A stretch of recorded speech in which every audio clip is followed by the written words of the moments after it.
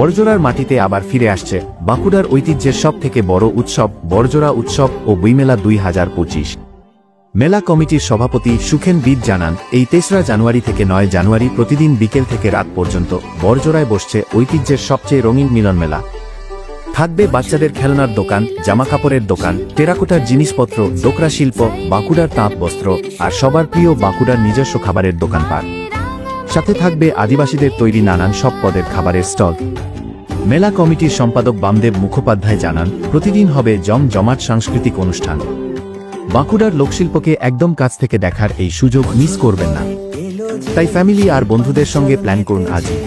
বড়জোড়া উৎসব ও বইমেলা 2025-এ যোগ দিয়ে উপভোগ করুন বাঁকুড়ার ঐতিহ্য আর সংস্কৃতির মহোৎসবকে।